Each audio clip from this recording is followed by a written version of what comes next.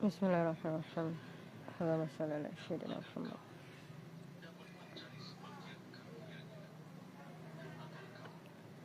Alhamdulillah, sinar cahaya matahari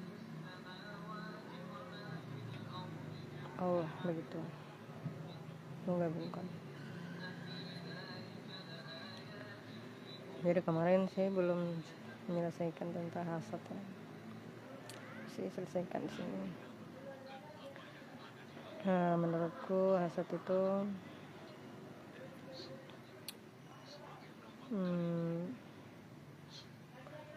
ketika iri negatif itu bentuk keperilaku, kan dia merasa kelebihan orang lain itu merusak dirinya,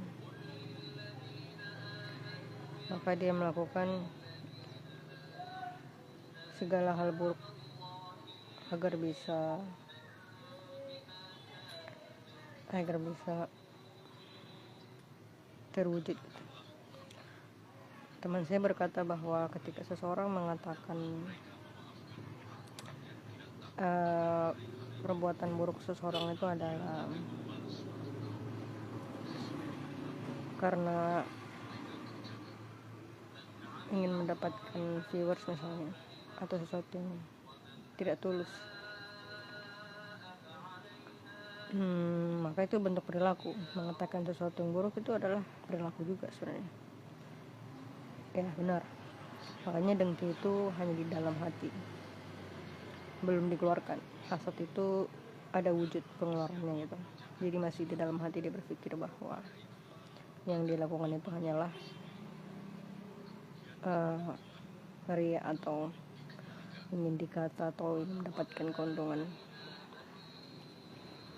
Tapi hasad itu ada wujudnya, maka ketika itu dia wujudkan dengan agar orang lain mendengar itu dan berpikiran sama dengan dia, maka itulah wujud hasadnya. Dia sudah menjadi hasad sih, karena udah ada wujud perilakunya. Tapi kalau masih dari dalam hati, menurut saya itu masih berupa dengki. Hasad itu udah ada wujudnya. Meskipun dengki itu tetap aja mengarah kepada keburukan untuk diri sendiri, karena ketika hatimu terbiasa dengan itu, maka lama-kelamaan jadi hasad juga. Awalnya di hati, lama-lama dikeluarin juga ya. Tapi ada sesuatu yang lebih, ada juga hal yang justru itu wujudnya gitu. Wujudnya ketika dia ingin sesuatu kelebihan itu menjadi hal yang buruk. Seperti misalnya juga dengan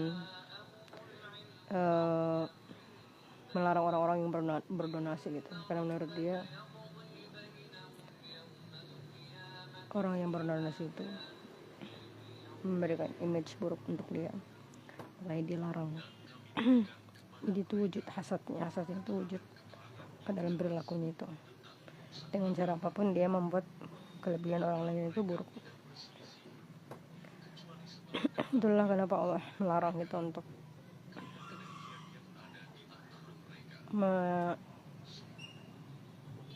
iri hati, menginginkan kelebihan orang lain itu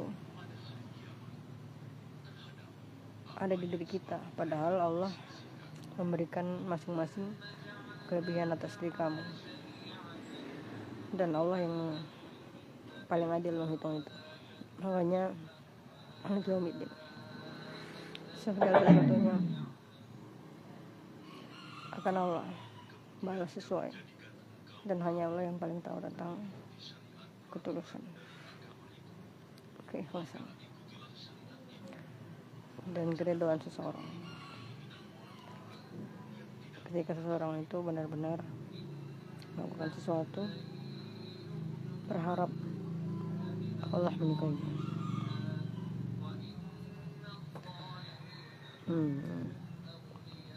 Maka sifat pemerintah yang mencerminkan orang-orang yang hasad.